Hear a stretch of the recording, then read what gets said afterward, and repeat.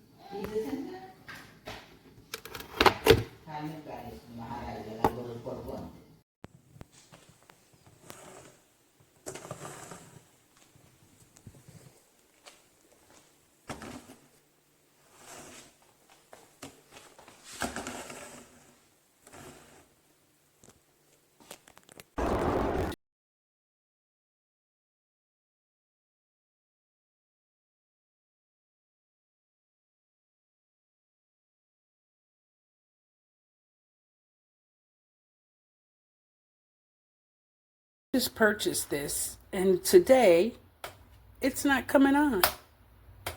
I used it this morning. It is plugged in. I unplugged it and replugged it, but it's not working.